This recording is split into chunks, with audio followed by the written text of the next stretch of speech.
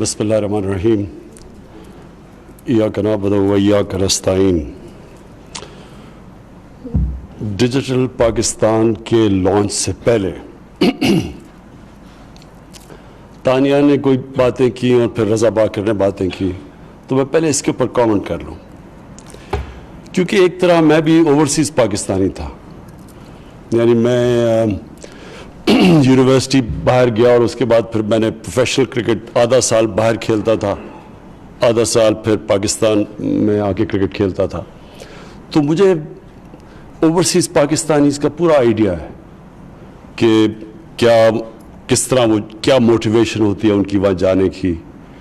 پھر جب وہ جاتے ہیں تو وہ شروع میں ہوتا ہے کہ کمائی کریں، اپنی فیملیز کو پالیں، اچھی ان کو ایجوکیشن دیں، اور پھر ان کو ایک ڈائلیما آ جاتا ہے، بچے اب بڑے ہونے شروع ہوتے ہیں، بچے پاکستان آنا نہیں چاہتے، وہ یوزڈ ٹو ہو جاتے ہیں باہر، اب وہ پھنس جاتے ہیں کہ ہم کریں کیا۔ وہ پھر انتظار کرتے ہیں جب بچے تھوڑے اور بڑے ہوں گے چلے جائیں گے تو پھر اور ہوں گے، اور پھر بیچارے وہیں رہ جاتے ہیں۔ اور میں نے first generation second generation England کے اندر دیکھے پاکستانی، پھر ان کی جنریشنز اوور دا پیریڈ بڑھتی دیکھی میں نے، اور پھر ان کے یہ پرابلمز دیکھے۔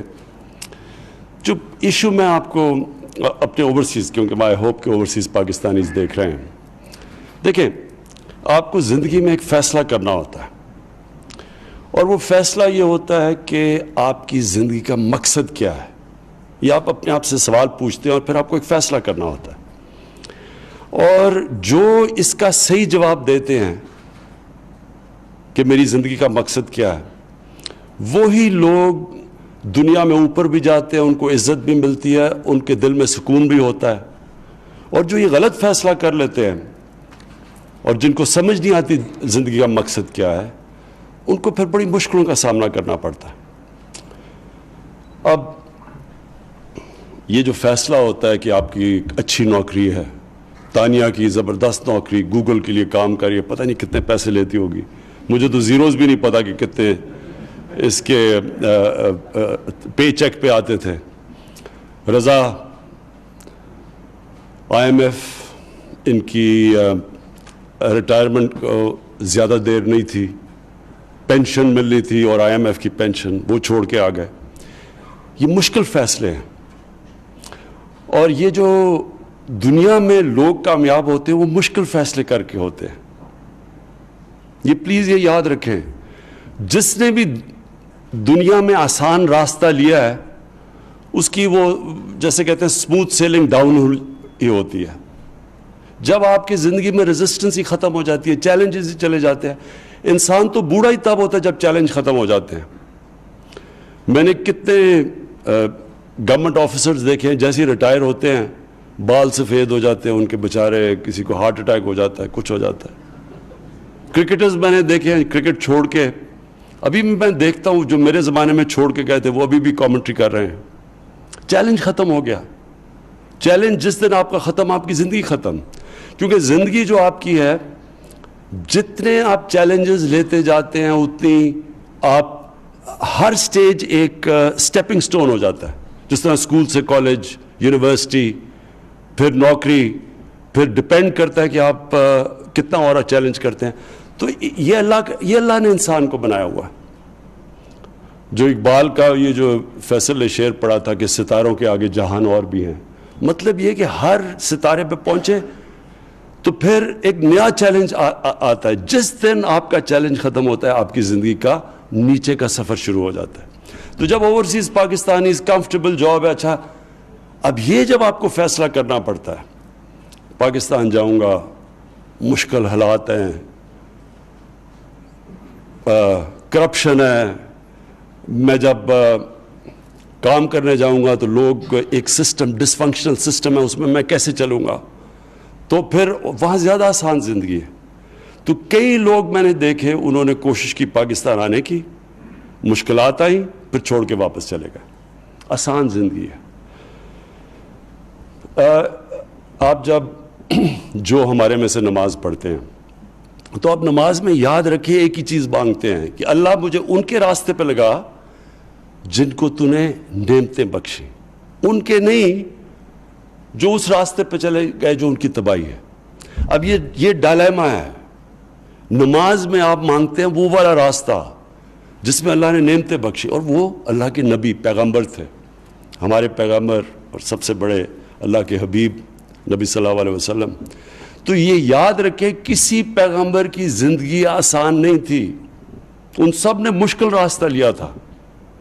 ہمارے نبی صلی اللہ علیہ وسلم نے جب ایک کامیاب بزنس مین تھے, ان کو کیا ضرورت پڑی تھی کہ ایک دم جائیں اور مشکلوں کا سامنا کریں اور لوگ ان کے اوپر طنز کریں اور ان کے لوگوں کے اوپر فزیکل ٹارچر کریں, جو ان کو 13 سال مشکل وقت سے گزرے. ان کو ضرورت تو نہیں تھی, تو بڑے آرام سے کمفرٹیبل ایک بزنس مین تھے, کامیاب تھے.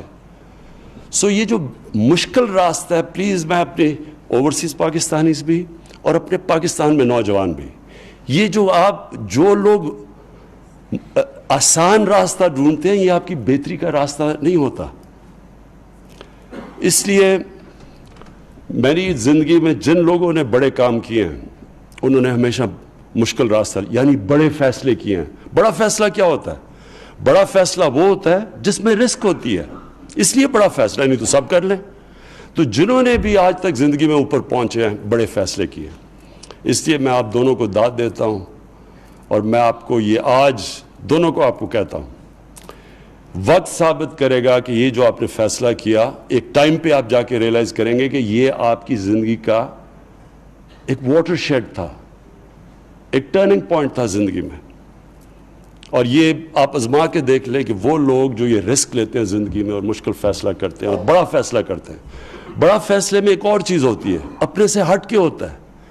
جو چھوٹا فیصلہ ہوتا ہے وہ ذات کے اوپر ہوتا ہے, سیلفش ہوتا ہے, اپنی میری ذات, میری زندگی, میری تنخواہ. جو بڑا فیصلہ ہوتا ہے وہ پھر آپ انسانیت کا سوچتے ہیں, جو کہ اللہ کے سارے پیغمبروں نے سوچا تھا.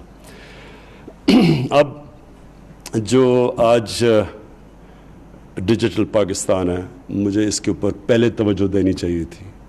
یہ پاکستان کے اور خاص طور پہ ہمارے یوتھ کے لیے یہ سب سے امپورٹنٹ چیز ہے, کیونکہ یہ دنیا اب اس طرف جا رہی ہے اور ہم آگے پیچھے رہ گئے اس میں سے.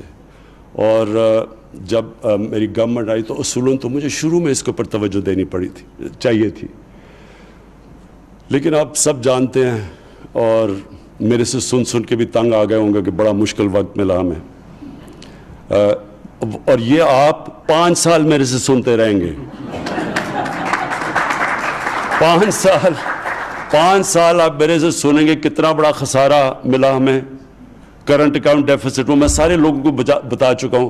پہلے تو کسی کو پتہ ہی نہیں تھا کرنٹ اکاؤنٹ ڈیفیسٹ کیا ہے. 5 سال کے بعد بچے کو پتا ہوگا کہ کرنٹ اکاؤنٹ ڈیفیسٹ کیا ہوتا ہے, جس کو ہم نے سرپلس میں کر دیا. اور پھر فسکل ڈیفیسٹ یعنی آمدنی اور خرچے میں جو خسارہ تھا وہ ہمیں تاریخی ملا. پھر سارے ادارے ڈیفیسٹ میں تھے, ایک گورنمنٹ کا ادارہ نہیں تھا جس میں ریکارڈ ڈیفیسٹ نہیں تھا. اور اس کے علاوہ جو سب سے بڑا پرابلم تھا, ہمارے روپے کے اوپر پریشر تھا, جو ابھی رضا باقر نے بات کی, کہ جب آپ کے روپے کے اوپر پریشر پڑتا ہے کیونکہ آپ کے جو ڈالر اندر آ رہے ہیں وہ کم ہیں اور آپ کے جو ملک سے باہر ڈالر جا رہے ہیں, خاص طور پہ لنڈن اور بڑے بڑے گھروں پہ وہ زیادہ ہیں, باہر جا رہے ہیں, تو وہ جو خسارہ ہوتا ہے وہ سب سے بڑا اس کا پریشر پڑتا ہے روپے پہ. اور جب روپیہ پریشر میں آتا ہے اور جب روپیہ گرنا شروع ہوتا ہے تو پھر پچھلی گورنمنٹس اپنے فورن ایکسچینج سے پیسہ خرچ کرتے